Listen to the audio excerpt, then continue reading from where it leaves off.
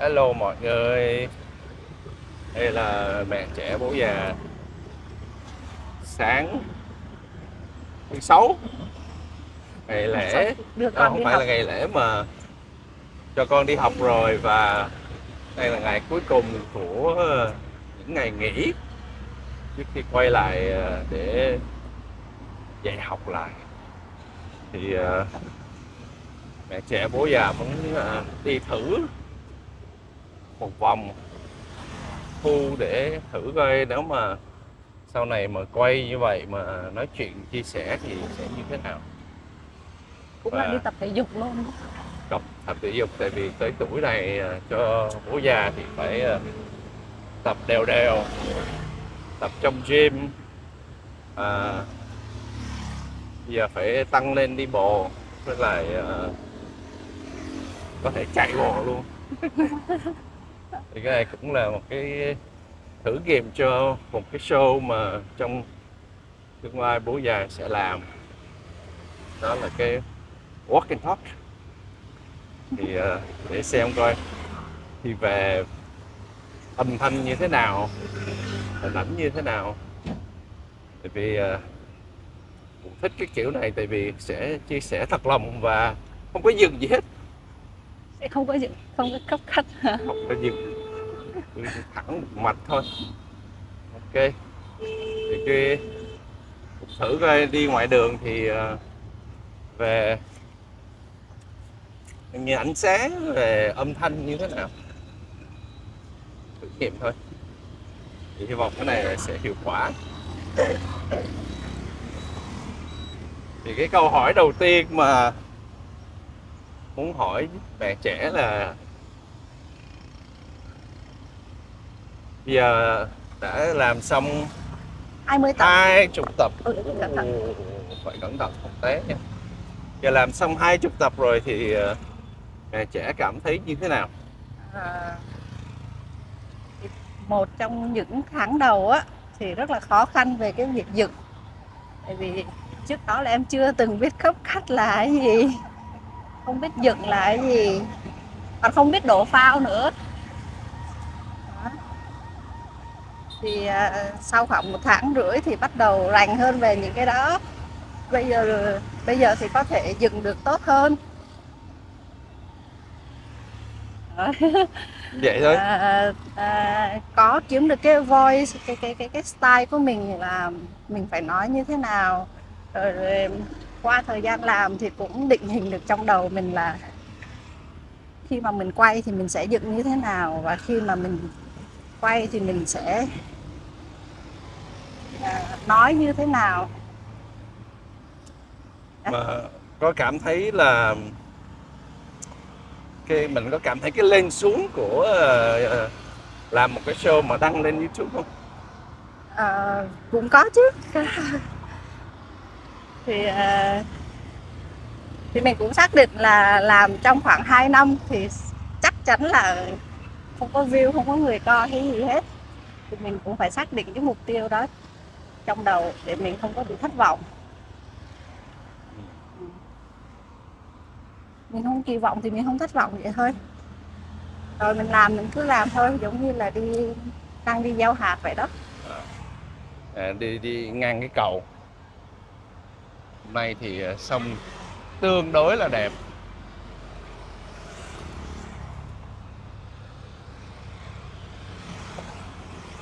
Thì đi đi bộ buổi sáng thì cũng rất là tốt ha, nhất là cho Cái khu hoạt mình động, ở cũng đẹp mà.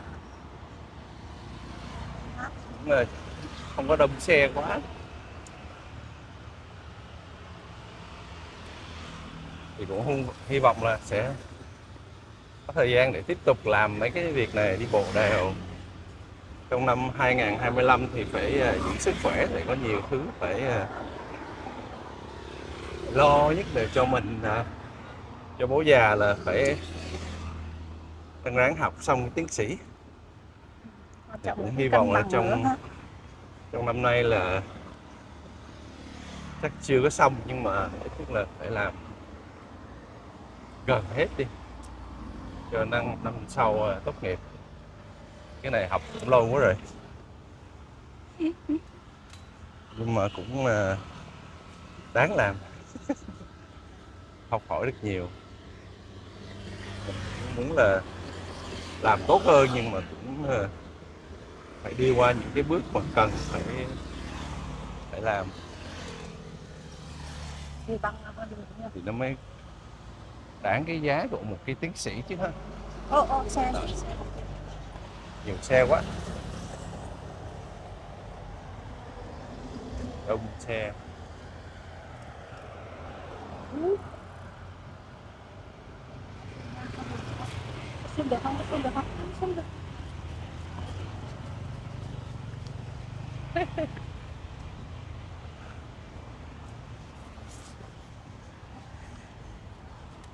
Khu nội khu này là mát rồi. Đang làm lại cái sân bóng rổ luôn. Này, cái sửa hoài luôn hả? Ồ, lên mắt. Được cái là cái khu này nó có cái chỗ đi khá đẹp, khá yên tĩnh.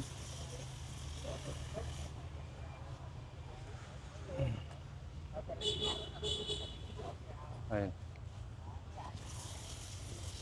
Cũng không hiểu tại sao có cái khu như vậy mà mình không đi bộ nhiều hết, lẽ là phải đi bộ thêm. Tại anh bận quá. Mình sẽ phải cố gắng sắp xếp. Phải cố Là gắng. có con nhỏ thì nhiều khi là bận bịu nhiều thứ, nhưng mà cũng nên sắp xếp, nên là sắp xếp thời gian cho hai vợ chồng để có dịp mà đi bộ, chia sẻ, nói chuyện với nhau, và cùng một lúc là cũng giữ sức khỏe nữa. Quan trọng cái đó. Vậy mình kiếm tiền nhiều để làm gì nếu mình không có sức khỏe, đúng không? Mình kiếm tiền nhiều để làm gì nếu mà mình không có thời gian cho con, cho gia đình. Cũng đúng. Hả?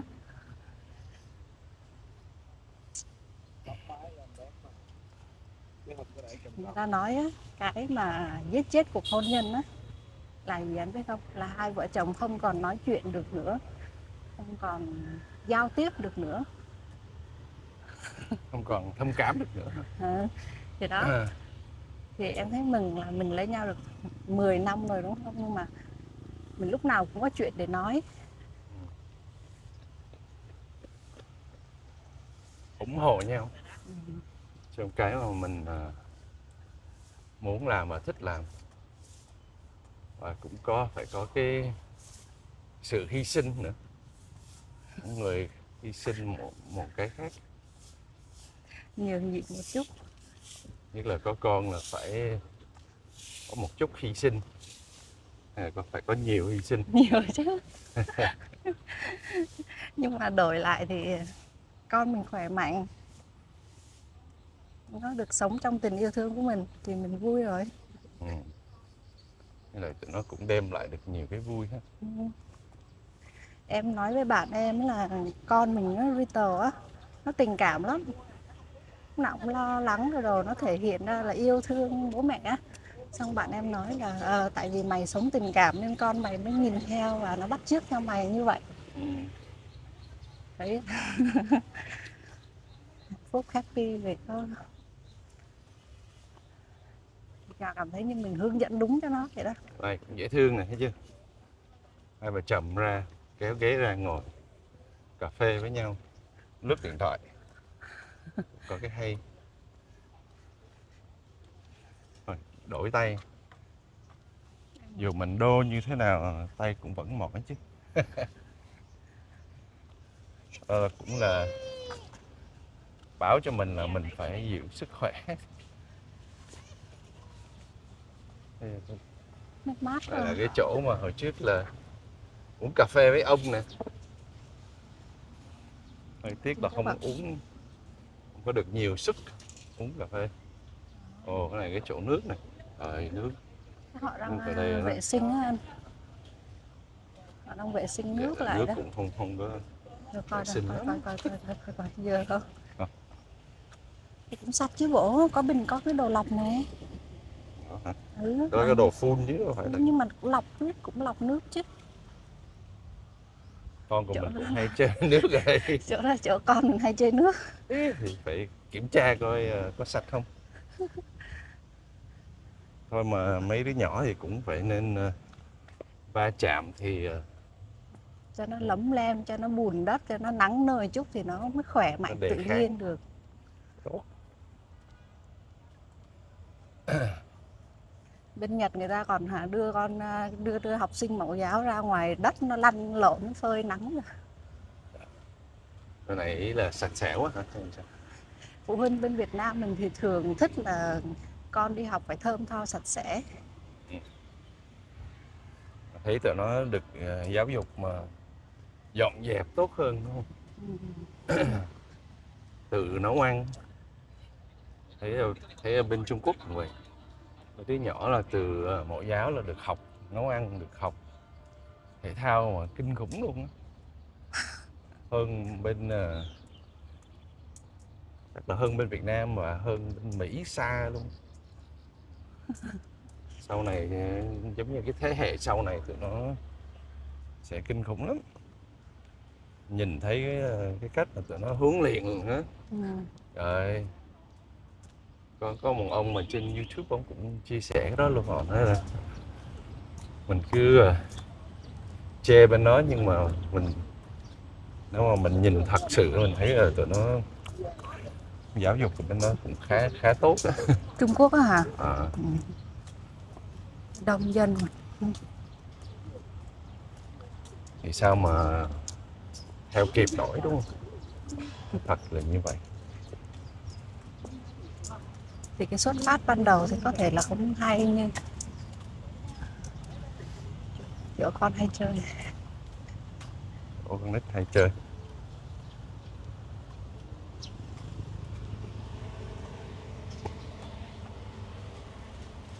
Lúc nào là bố mẹ cũng phải đi kiếm chỗ chơi cho con con chơi tụi nó trải nghiệm mà nhiều thứ.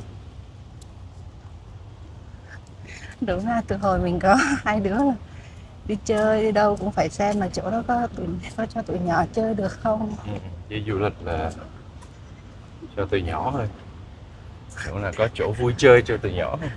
Gọi vui là thay đổi điểm giữ trẻ, thay đổi chỗ giữ con. Chứ không phải là chỗ cho mình vui nữa. Không, mà trong lúc mà nó còn chịu chơi với mình thì mình phải như vậy thôi. Cái sau này nó lớn nó không muốn đi với mình nữa thì cũng giống như cái gì cái anh ở trên Cũng Bắc có nhiều Tài người hả? chia sẻ lắm. Bắc Tài trên Grab á, nhiều cái mà mình cũng học hỏi được là nhờ nói chuyện với mấy bác tài trên xe Grab á. Mà nhất là mấy cái chuyến mình đi hơi dài dài là cũng chia sẻ nhiều thứ lắm, cũng học hỏi được nhiều thứ qua những bác tài. Đó là cũng là một cách để mình nghiên cứu nè. Hỏi Thì kinh nghiệm. nó có cái loại nghiên cứu đi qua đây không? Đi qua đây không? Bên đó có gì? Là đi qua cái khu kia thôi hay là đi vòng đây? Em thích Hay đi đi vòng lại? em thích đi vòng ngoài này lại. Chắc giờ đi vòng. Ủa đây có Gong Cha rồi nè anh. Có lâu rồi. Ồ, có dạy trẻ chậm nói nữa hả? Gì? Đúng không? Đó cái trường dạy trẻ chậm nói nè. Nó quay ra đi. Quay ra cho mọi người xem. Này coi Tú có gửi đi không? Dạy trẻ chậm Không, nói. chia sẻ với anh Tú thôi. Nhiều khi anh Tú không biết.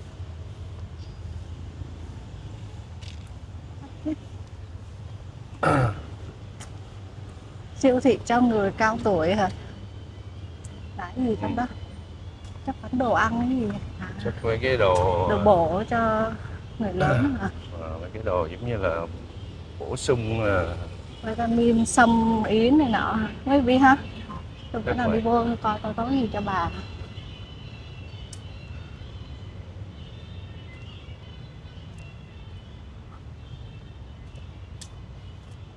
Thì cái mà mình nói là nhiều khi mình cũng học hỏi từ những người bình thường thôi. Người đi trước.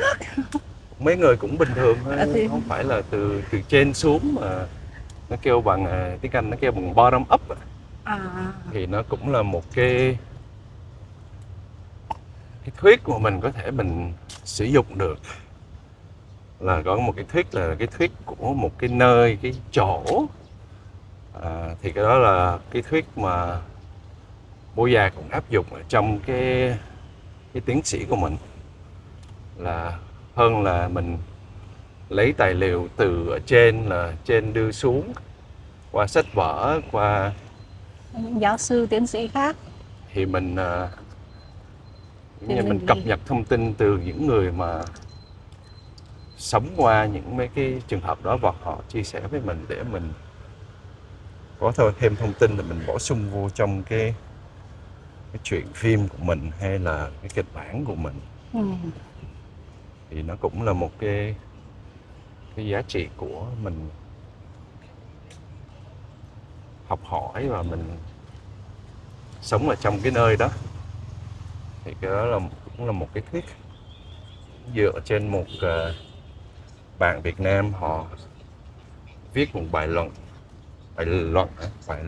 Luận án, đúng rồi. về cái họ được đi du học ở bên Mỹ, xong họ quay trở lại, họ chia sẻ qua cái chương trình là của họ, là họ được học nước ngoài nhưng mà họ phải về họ chia sẻ cái thông tin đó với những bạn trẻ ở Việt Nam. Thì qua mình đọc cái bài đó gần đây thì mình mới nắm được cái thuyết đó, và mình thấy nó cũng rất là phù hợp với cái mà mình đang học, cái mà mình đang cái tiến sĩ của mình, và nó đem lại giá trị cho cái bài luận tiến sĩ của mình.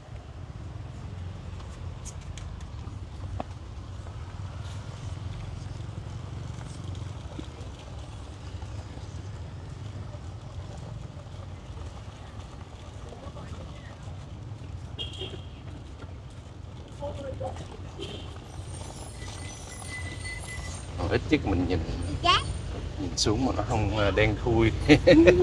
không không có Đi trong này mát hơn á. đó. Hồi nãy có nói gì không? Rất Này chịu khó mỗi sáng thứ bảy dẫn từ nhỏ ở đây đi bộ một cái. trượt patin á, bây giờ muốn trượt patin nữa gì. Lâu quá mình không trượt nữa.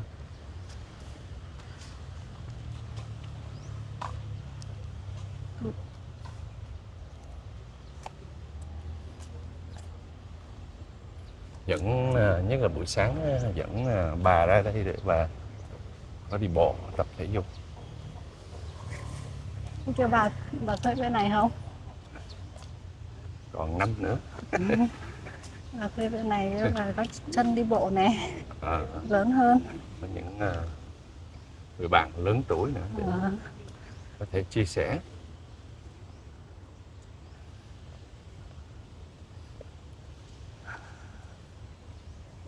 Vui, cũng vui. Nếu mà đi sớm thì ra ngoài đây cũng vui, cũng nhẹ nhàng. Cái khu này được cái là không có nhiều xe, nhiều chỗ thì nhiều xe quá đi nó cảm giác nó ngột.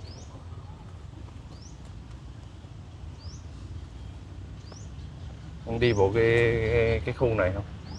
Coi coi nó có mấy cái cửa tiệm gì mới không? Ok.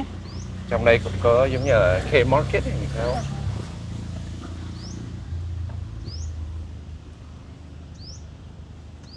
Mua đồ về để nấu ăn cho anh.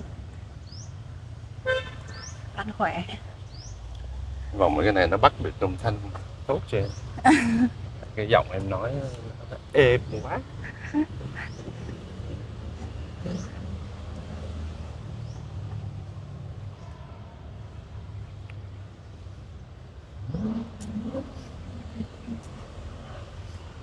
Có mỏi tay không? Tập thể dục nó phải giống như là cầm cái này tập thể dục. Đi qua hả? Vâng, anh muốn coi cái gì mà. Coi trong đây nó có mở cái tiệm gì mới chứ.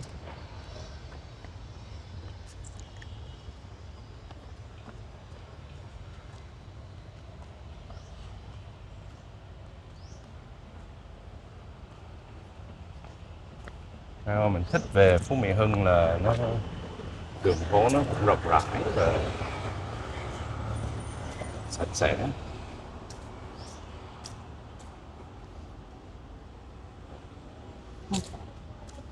Samsung mà.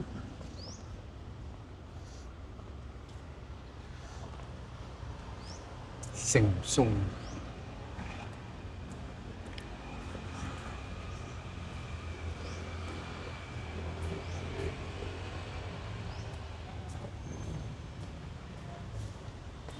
Bộ trong đây mát này. Trong nội khu này thì mát đẹp rồi.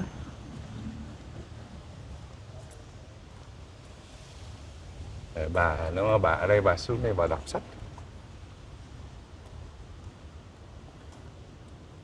Ở đây cũng có mấy cái quán cà phê nhỏ nhỏ. Mà thấy cũng xinh dễ thương. Study Club.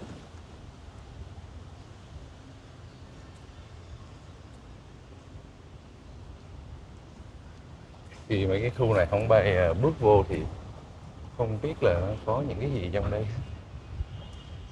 Thì cũng ngạc nhiên nếu mà gặp cái gì mới. Ồ, phòng vệ sinh. Có khoai, trà sữa rồi.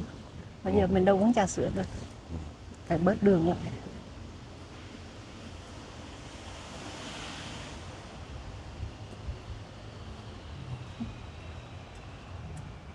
Khu đây mát quá ha. Đấy, khu đây mấy cái quán thì không có Thoáng khách rồi. hơn. Dù trang trí nhìn ở ngoài thấy cũng xinh xinh. Đây là studio vẽ mà đúng không? Vẽ. Dream Studio.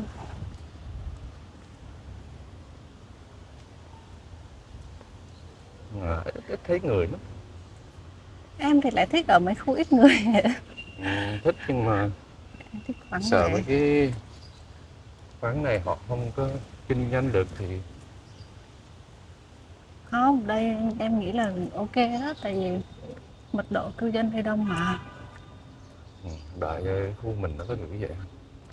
Thấy là nó không thoáng bằng không có cái sân vườn kiểu mà ngồi chơi ngoài đây đó.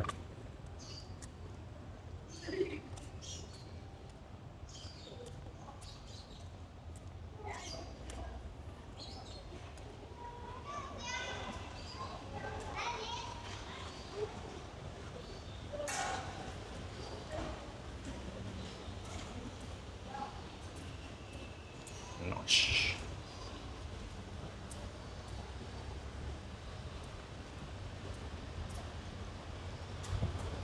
Giáo quá hả? Bún bò, bún bò Huế. Bún bò Huế. Thì món cái ở đây có cái món cái gần hơn. Anh cần mua gì hả? Hả? Anh cần mua gì hả? Không. Nhưng mà khác hình như là bên kia đường mà.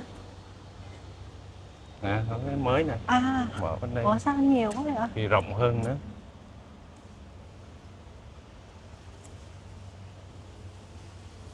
Cái này rộng hơn cái bên kia á, đúng không? Cũng vậy thôi. Em không, em sẽ mua đồ nấu canh chua. Sáng bắt. Em vô đi, vô ngoài.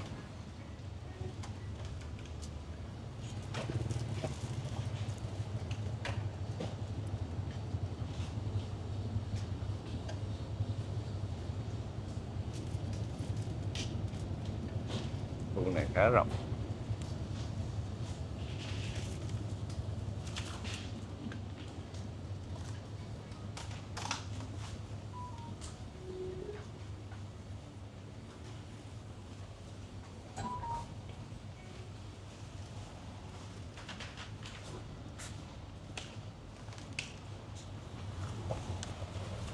Mua gì hả? Không có bán đồ nấu canh chua Việt Nam. À, chợ Hàn Quốc mà đi vô mua đồ Việt Nam. Robotic Coding English. Đi qua bún bò Huế đây có ok không? Ăn á hả? Hay là xem thôi? Xem mới đi. Hay để em nấu cho. Đi ra đây có thác nước đẹp này, có cái suối đẹp này. đâu có bật đâu. Chỉ bên mình thôi. Lâu lâu mới bật. Nhưng mà nó được cái không gian ở đây hay. Thoáng đãng đúng không? Không, mà nó hay nói là có hoa đào, thấy có bao giờ có thấy hoa đào đâu hả? À, Hồi trước nó quảng cáo. có hoa anh đào là cái loại cây hoa anh đào chứ không phải là hoa anh đào kia. Ủa vậy hả? Hoa anh đào có nhiều loại lắm, để dưới em gặp em chỉ cho anh. Trên này là hồ bơi, trên này hồ bơi, dưới này là thác nước. Hoa anh đào là cây nào ha, để em gặp em chỉ cho. Trong này có đường, có suối này.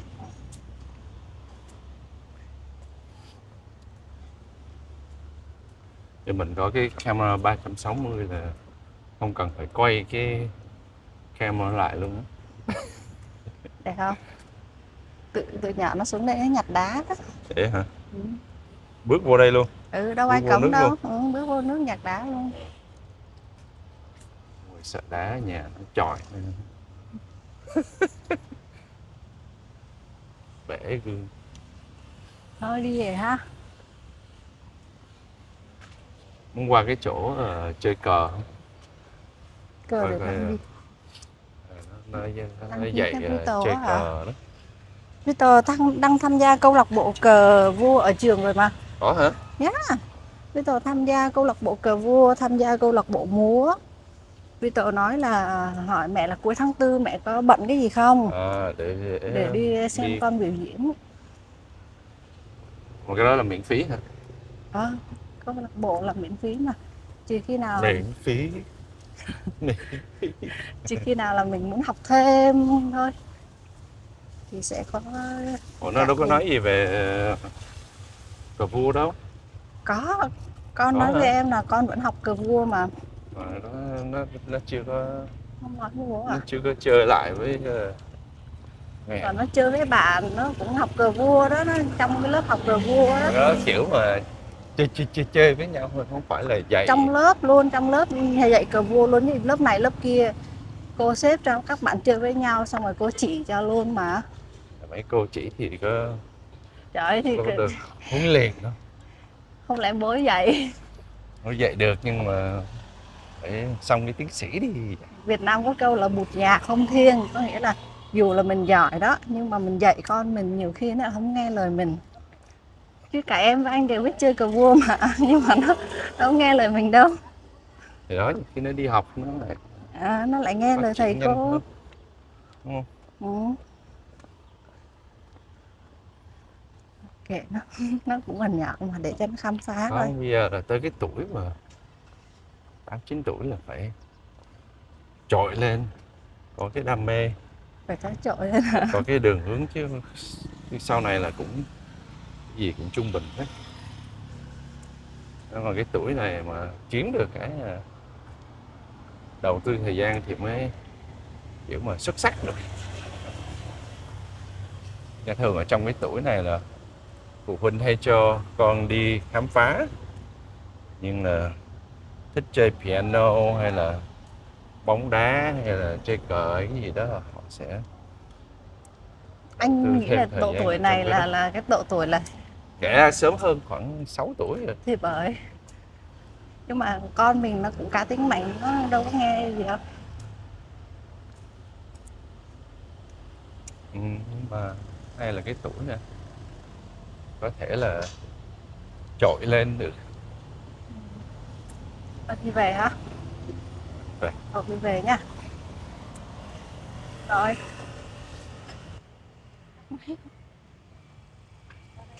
Đi về vậy cũng đủ rồi. Chia sẻ khá nhiều, cũng vui và mong là sẽ có nhiều dịp chia sẻ thêm. Ok, bye bye. Gặp lại sau. Chuyến đi bộ tiếp sau này.